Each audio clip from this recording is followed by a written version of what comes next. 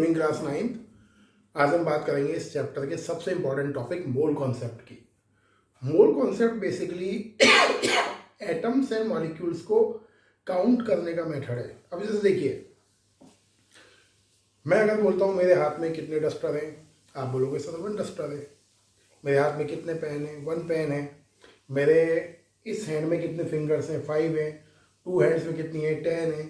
तो मतलब हम इन चीज़ों को इजीली काउंट कर सकते हैं। जो चीज़ें आपको बड़ी बड़ी दिखती हैं, जैसे आपको बोलते हैं सामने कितनी कार खड़ी हुई हैं, आपकी क्लास में कितनी बेंचेस हैं, कितनी टेबल हैं, तो आप इन्हें इजीली काउंट कर सकते हैं। बट प्रॉब्लम स्टार्ट होती है जब हम बात करते हैं एटम्स एंड मॉलिक्यूल्स को काउंट करने के लिए। अब जैसे देखिए, अगर मैं इस इंक से डॉट लगाता हूँ ये, तो इस डॉट में मिलियन नंबर ऑफ एटम्स या मॉलिक्यूल्स हो सकते हैं।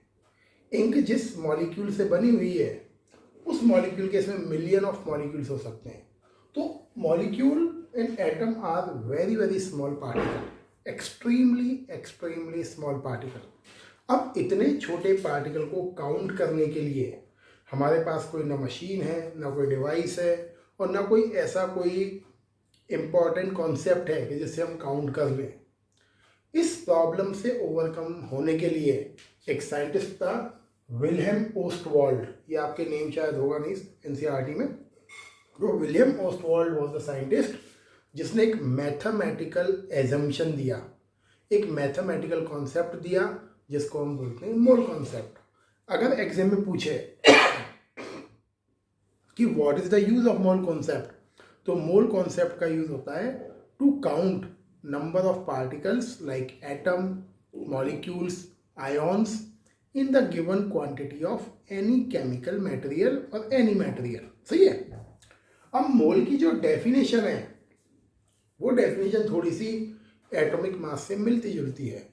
तो मोल की डेफिनेशन बोलती है आपकी, ये भी आपके सिलेबस में नहीं है, ये मोल का डेफिनेशन बेटा है। 1 मोल किसको बोलते हैं, है ना, ये मोल का डेफिनेशन है। एक्चुअल में सिलेबस में नहीं है बट बता रहा हूँ। ये बोलती है number of atoms in a substance, कुछ और नया जोड़ देते हैं, number of atoms in a substance present as the same number of C12 atoms present in 12 gram carbon is called 1 mole. मतलब ये है C12 कार्बन के जितने एटम उसके 12 ग्राम में प्रेजेंट होंगे। मतलब क्या है, आपने कार्बन का 12 ग्राम लिया, उस 12 ग्राम में कार्बन के जितने एटम प्रेजेंट होंगे, जो क्वांटिटी निकल के आएगी उसको हम बोलते हैं 1 मोल। तो अगर डेफिनेशन पूछ ही रहे कोई मोल की तो ये डेफिनेशन लिखनी है। सिलेबस में नहीं है, वैसे चांस कम है, पूछ रहे तो ध्यान रखना है। तो आप क्या लिखोगे, number of atoms in a substance present as the same number of C12 atoms present in 12 gram carbon 12 is called 1 mole। 1 मोल की वैल्यू क्या होगी, 12 ग्राम दे रखा है कार्बन 12 का, इन मास ऑफ 1 कार्बन एटम। सही है। 12 ग्राम में क्या करना है आपको, कार्बन के 1 एटम के मास का डिवीजन लगाना है, और कार्बन के 1 एटम का मास होता है 1.99 10 की पावर -23 ग्राम। ये वैल्यू याद करनी पड़ेगी आपको। जब सॉल्व करोगे इसको तो आपको इसको सॉल्व करना है 12/1.99 को, तो ये वैल्यू आएगी 6.022 अप्रॉक्स। ये ऊपर जाएगा इंटू 10 की पावर 23, ग्राम से ग्राम कट हो जाएगा। तो आप क्या बोलोगे कि कार्बन के 12 ग्राम में इतने कार्बन एटम्स होते हैं, और ये जो वैल्यू है इसको हम बोलते हैं 1 मोल। सिमिलरली ये जब डिजिट होती है इन 1 मोल, 6.022 10 की power 23 particles are present. Particles में दोनों आ गए, atoms and molecules. This value is called, इसका नाम है, this value is called Avogadro number. इसको बोलते हैं एवोगैड्रो नंबर, और सिंबल है Na। ये तो पूछ रहे आपसे एवोगैड्रो नंबर क्या है, तो आप क्या डिफाइन करोगे, 1 मोल में इन 1 मोल 6.022 10 की power 23 particles are present and this value is called Avogadro number, symbol है आपका Na, सही है। तो कोई भी पार्टिकल, कोई भी कंपाउंड जिसमें इतने पार्टिकल्स प्रेजेंट होंगे उसकी वैल्यू को बोलते हैं 1 मोल। एक्चुअली मोल काउंटिंग यूनिट है एटम्स और पार्टिकल की। क्लियर? थोड़ा और एलोबरेट करते हैं इस चीज को, ध्यान से देखिए, है ना। देखिए आप एक एग्जाम्पल देखिए, आपका जो ग्राम एटॉमिक मोलर मास होता है या फिर ग्राम एटॉमिक मास होता है उसकी वैल्यू 1 मोल के इक्वल होती है। मतलब आपका किसी भी एटम का ग्राम एटॉमिक मास या किसी भी मॉलिक्यूल का ग्राम मोलिकुलर मास, उसकी वैल्यू 1 मोल होती है। 1 मोल का मतलब उसमें कितने पार्टिकल्स होते हैं? 6.022 10 की पावर 23। ये लाइन ध्यान रखनी है। मैं इसका एग्जाम्पल करके दिखाता हूँ आपको। देखिए मैंने लिखा gram atomic mass of oxygen equal 16 ग्राम होता है। ऑक्सीजन का मोलर मास 16 होता है। इसका मतलब क्या है? ऑक्सीजन की जो वैल्यू है ये वो 1 मोल के इक्वल है। और 1 मोल का मतलब क्या है? 6.022 10 की पावर 23 ऑक्सीजन एटम्स है। मतलब क्या पता लगा हमें कि ऑक्सीजन के 16 ग्राम में आपके 1 मोल है और 1 मोल में कितने एटम्स हैं? 6.022 10 पावर 23 ऑक्सीजन एटम। तो कॉन्सेप्ट ये है कि ऑक्सीजन का 16 ग्राम अगर आप मास लोगे तो उस ऑक्सीजन के 16 ग्राम में इतने ऑक्सीजन के एटम्स होते हैं। सिमिलरली देख लो हाइड्रोजन के लिए, हाइड्रोजन का एटॉमिक मास क्या है? 1 ग्राम। कितनी वैल्यू है इसकी? 1 मोल। कितने एटम्स होंगे? 6.022 10 की पावर 23 एटम्स। क्लियर? अब बात करते हैं जैसे वाटर की। तो जैसे मैंने लिखा वाटर का मॉलिक्यूलर मास कितना होता है? 2 × 1, H का 1 होता है और ऑक्सीजन का 16 है तो कितना हो गया? 18 ग्राम। तो वाटर के 18 ग्राम में कितना होगा? 1 मोल। और कितने मॉलिक्यूल्स होंगे? 6.022 10 की पावर 23 H2O मॉलिक्यूल्स। तो ये ध्यान रखना है, भूलना नहीं है हमें, है ना, कि अगर किसी भी एटम या मॉलिक्यूल का मोलर मास ग्राम में मेंशन हो तो उतने मास में कितने मॉलिक्यूल्स या एटम होते हैं? 1 मोल के बराबर। और 1 मोल में कितने होते हैं? ये क्वांटिटी। लेकिन अगर हमने लिखा ऑक्सीजन का मोलर मास 16 AMU है या 16 U है, इसका मतलब है इसमें 1 एटम है किसका? ऑक्सीजन का। ये 1 एटम का मास है। 16 AMU लिखोगे तो ये किसका मास हुआ? 1 एटम ऑफ ऑक्सीजन का।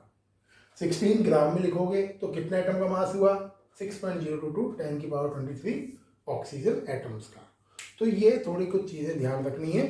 अब मोल के न्यूमेरिकल्स करने से पहले मैं कुछ फॉर्मूला बता रहा हूँ आपको। 2 या 3 फॉर्मूला है, वो 2 या 3 फॉर्मूला कर लीजिए। You can solve each and every numerical easily. सही है? तो देखते हो कौन कौन से फॉर्मूला है। देखिए बेटा, ये मोल के न्यूमेरिकल्स सॉल्व करने के लिए आपको 4 फॉर्मूला लर्न करने हैं। अब ये 4 फॉर्मूला आप ध्यान रखिएगा। जैसे फर्स्ट फॉर्मूला देखिए आप, number of mole equal total particle upon Avogadro number. अब जैसे आपको बोला आपके पास 10 करोड़ पार्टिकल्स हैं और आपको बोलता है कि इस 10 करोड़ पार्टिकल्स में कितने मोल होंगे, तो हम क्या करेंगे? 1 मोल में कितने पार्टिकल होते हैं? 6.022 10 की पावर 23। तो इस वैल्यू को का डिवीजन हम लगाएंगे किसमें? 10 करोड़ में। क्लियर है? आपको टोटल पार्टिकल्स कितने दिए हुए हैं? 10 करोड़। और आपसे पूछता है कितने मोल है, तो 1 मोल में कितने पार्टिकल होते हैं? 6.022 10 की पावर 23। सही है? तो मोल का फर्स्ट फॉर्मूला है पार्टिकल के टर्म्स में। अगर आपको टोटल पार्टिकल पता है तो उसमें एवोगैड्रो नंबर का डिवीजन लगा दीजिए, you will get number of moles. अगर केमिकल का मास दिया हुआ है आपको, आपसे बोला ये पेन 20 ग्राम का है, ये 20 ग्राम का पेन है, बताइए इस पेन में कितने मोल है, तो आप क्या लिखोगे?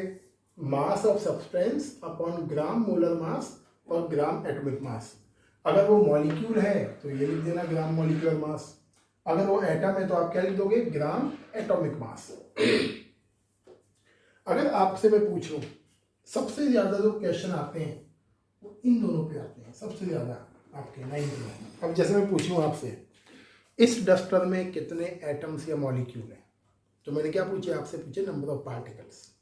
अगर आपको किसी मटेरियल में नंबर ऑफ एटम्स या मॉलिक्यूल बताने, तो इसमें तो millions, crore, trillions, even countless number of particles हैं, नंबर ऑफ एटम्स हैं। तो अगर आपको नंबर ऑफ एटम्स कैलकुलेट करने हैं किसी भी चीज़ में, जैसे आपकी चंबल रिवर है, चंबल रिवर में मिलियन लीटर ऑफ वाटर है, और आपको पूछ लूँ मैं इस चंबल रिवर में कितने वाटर के मॉलिक्यूल हैं, तो आप कैलकुलेट कर सकते हो।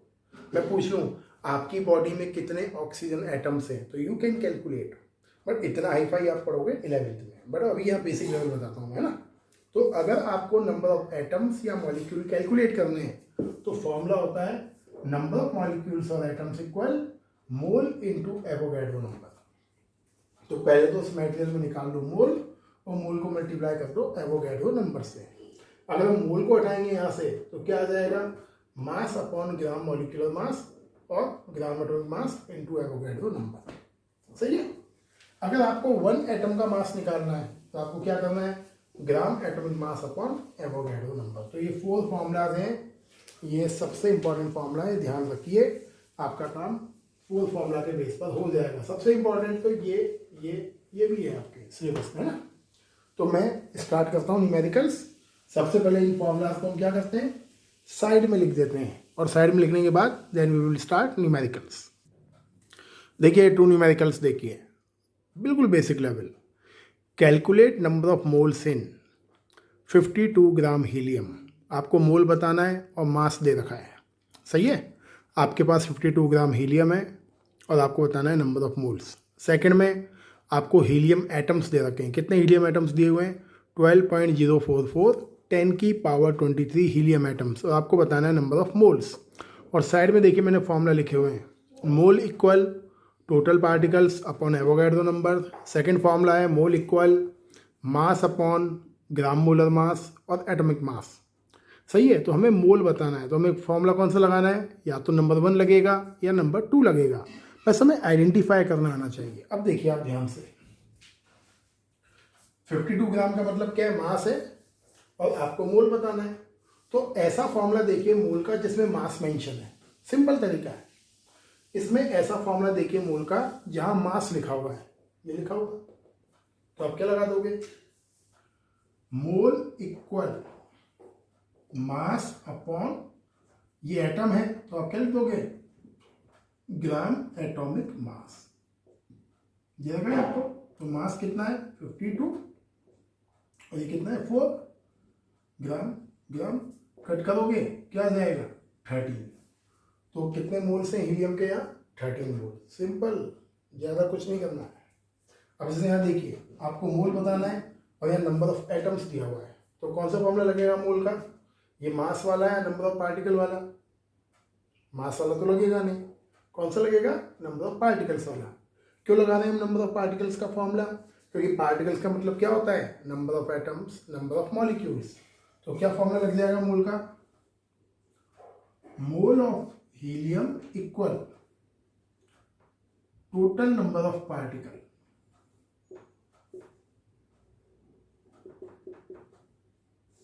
अपॉन, थोड़ा दिखेगा नहीं आपको, total number of particles upon Avogadro number.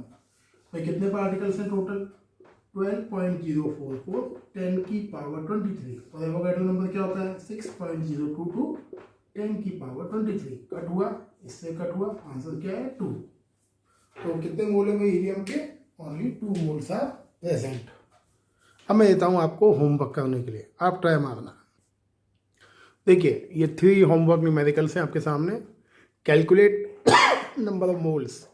First है 100 ग्राम ऑक्सीजन मॉलिक्यूल, आपको मोल निकालना है O2 का।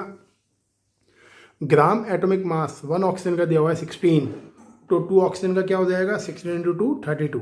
ये अपने आप करना, फॉर्मूला देखना कौन सा लगेगा। सेकंड में 3.011 10 की पावर 23 कार्बन एटम्स हैं, आपको बताना है number of moles of carbon, हो जाएगा 6। और थर्ड है आपका 6.022 10 की पावर 20 H2O मॉलिक्यूल। अब H2O मॉलिक्यूल में साइड में वो क्या दिया हुआ है, हाइड्रोजन का atomic mass 1 gram and oxygen atomic mass 16 ग्राम। यहाँ थोड़ा सा आपको वर्क करना है, और वर्क क्या करना है, ये जो दोनों क्वांटिटी है इसका सम करके आपको निकालना है H2O मॉलिक्यूल का मोलर मास। सही है, देखते हैं कितने रेस्पॉन्ड करते हैं इस चीज़ को। तो आज के लिए इतना ही। Thank you and have a nice day.